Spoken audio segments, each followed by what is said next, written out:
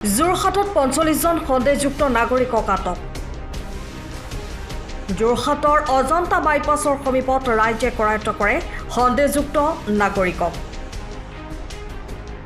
অসম ৰাজ্যিক পৰিবহণ নিগমৰ এখন বাছত আহিছিল এইসকল নাগৰিক। কি ক'লা?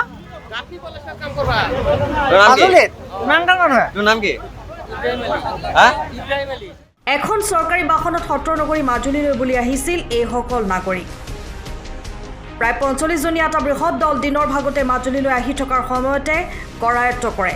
মাজুলীলৈ বাছেৰে আহি থকাৰ সময়তে যোৰহাটত গাড়ীখনৰ বিজুতি ঘটাত গাড়ীখনৰ পৰা নমাৰ সময়তে সন্দেহ উপজে এইসকল নাগৰিকৰ ওপৰত আৰু তাৰ পাছতে আৰক্ষী প্ৰশাসনক খবৰ দিয়ে। ইতিমধ্যে ঘটনাস্থলীত আৰক্ষী উপস্থিত হৈ ৪৫ জনীয়া সন্দেহযুক্ত নাগৰিকৰ লগতে গাড়ীখন জব্দ কৰি থানালৈ লৈ যায়।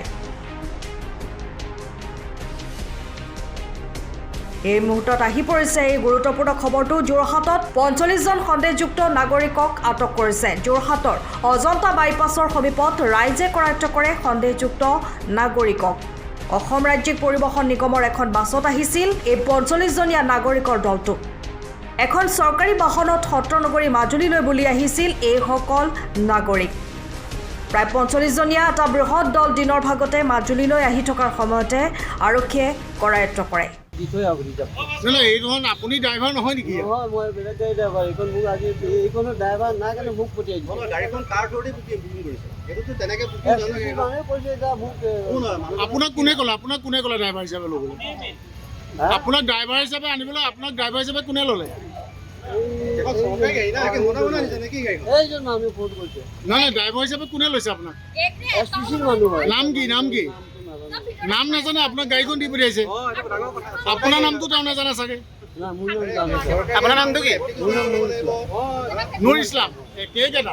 তেওঁলোকে আচলতে সঠিক হেৰিটো দিব পৰা নাই, ক'ৰ পৰা আহিছে, ক'লৈ যাব সেইখিনি আমি সুধিলত কথাটো পোৱা নাই আৰু বাছৰ পৰা কোনো মানুহ এটা নমা নাই। নানামিলতে আমাৰ সন্দেহ হ'ল আৰু এইখিনিয়ে হেৰি হৈ আছে বুলি, এনেকুৱা যে অসমখনত আমাৰ এনেকুৱা হৈ আছে সেইটো কথা আমি গম পালো। গম পাই পেলাই কোনোবাই চাগে খবৰ দিলে আপোনালোককো, সেইকাৰণে মানে তেওঁলোকক ধৰিব পৰা হ'ল আৰু। 10টা বজাত 10টাৰ পৰা ইয়াতে আছে। ৰখাইছিলে। চকা তাহাঁতৰ পামচাৰ হ'ল। বহুত আগতেই হ'ল পামচাৰ। এটা চকা পামচাৰ হৈ আছিলে, পিছত ইটো চকা পামচাৰ হ'লে ইয়ালৈ আহিছে পামচাৰটো হেৰি কৰি পেলাই। তেতিয়া আমি সুধিলত মানে তেতিয়া তেওঁলোকে সঠিক উত্তৰটো দিব পৰা নাই, ক'লৈ আহিছে, ক'লৈ যাব, কি কথা সেইখিনি ক'ব পৰা নাই। বাংলাদেশী বুলি কেনেকে গম পালে? বাংলাদেশী তেওঁলোকে অসমীয়া কথা কোৱা নাই, এটাও তেওঁলোকৰ নিজৰ ভাষা মাৰি আছে। সেইটোতে আমি গম পালো আৰু যে এনেকুৱা এটা হৈছে যেতিয়া বেলেগ জেগাৰ পৰা খেদা খাইছেগে, আমাৰ আকৌ যোৰহাটখনলৈকে আহিছে। আৰক্ষী আমি খবৰ দিয়া নাই। আমাৰ ওচৰ চুবুৰীয়া যিখিনি মানুহ আছিলে সেইখিনি আচলতে খবৰ দিলে। আহিলে আৰক্ষীও আহিলে, আপোনালোকৰ চেনেলবোৰো আহিলে, চব আহি তেওঁলোকক যি সোধ-পোছ কৰিব লাগে সকলোবোৰ কৰিলে। তেওঁলোকৰ পেন কাৰ্ড, ভোটাৰ কাৰ্ড সকলোবোৰ চালে। তেওঁলোকৰ কিন্তু কাৰো একো নাই, পেন কাৰ্ড, ভোটাৰ কাৰ্ড নাই। অসমীয়াত কথা ক'লে তেওঁলোকে ক'ব নোৱাৰে, তেওঁলোকে বাংলাদেশীয়ে মাৰিছে। 45 জন আছিলে, 40-45 হ'ব। তেওঁলোক আহি আছো বুলি কৈছে, হেৰিয়াৰ পৰা ধুবুৰী সেই চাইডৰ পৰা আহি আছো বুলি ক'লে আৰু কৈ পেলাই এতিয়া তেওঁলোক যাব মাজুলী যাম বুলি কৈছিলে আমাক। গাড়ী পৰিবহণ বিভাগৰ এখন বাছত প্ৰায় 40-45 জন ব্যক্তি সন্দেহযুক্ত নাগৰিক বুলি আমি এইটো কাৰণে কৈছোঁ। তেওঁলোকে অসমীয়াই ক'ব নাজানে, অসমীয়া শব্দকেইটা ক'ব নাজানে। তেওঁলোকৰ নথি পত্ৰ চেক কৰিলে নথি পত্ৰ কিছুমানৰ সঠিক ওলাইছে, কিছুমানৰ ভুৱা। গতিকে আমি সেইকাৰণে সেই ব্যক্তিসকলক সন্দেহযুক্ত নাগৰিক বুলি ইতিমধ্যে আমি পুলিচ প্ৰশাসনক গতাই দিছোঁ। আৰু ভয়ংকৰ কথাটো এইটোৱে হৈছে যে সত্ৰনগৰী মাজুলীলৈ বুলি এইসকল ব্যক্তি ৰাওনা হৈছে। গতিকে যিখন মাজুলীক আমি সুৰক্ষিত বুলি ভাবোঁ, যিখন মাজুলীক আমি সত্ৰনগৰী বুলি কওঁ, সেই মাজুলীখনত যদি এনেধৰণৰ সন্দেহযুক্ত নাগৰিকে ভৰপূৰ হৈ যায় তেনেহ'লে আমাৰ কাৰণে দুৰ্ভাগ্যৰ বিষয় একোৱেই নাই। গতিকে যোৰহাটৰ মাজমজিয়াটো যদি এনেধৰণৰ সন্দেহযুক্ত নাগৰিক পাৰ হৈ যাবলৈ হয় তেনেহ'লে আমি লজ্জাজনক বিষয় হৈ পৰিছে। আৰু দ্বিতীয় কথাটো হ'ল কি, বৰ্তমান সময়ত আমাক খবৰ দিয়া ব্যক্তিসকলক ধন্যবাদ পোনপ্ৰথমে দিছোঁ, কাৰণ অসমীয়া বৰ্তমান সময়ত জাগিছে। কাৰণ প্ৰতিজন অসমীয়ালৈ আহ্বান জনাইছোঁ, আপোনালোকেও এনেধৰণে নিজক জাগ্ৰত কৰক, নহ'লে অনাগত সময়ত আমাৰ ভাই ভনীৰ ওপৰতো এই সন্দেহযুক্ত নাগৰিকৰ চকু পৰিব। গতিকে সময় থাকোঁতেই যদি আমি এই কামবিলাক নকৰোঁ তেনেহ'লে আমাতকৈ দুৰ্ভগীয়া অসমীয়া হয়তো কোনো নোলায়। বাছখনত কিমানজন যাত্ৰী আছিল? প্ৰায় ৪৫জনমান ব্যক্তি ইতিমধ্যে পুলিচ প্ৰশাসনে লৈ গৈছে।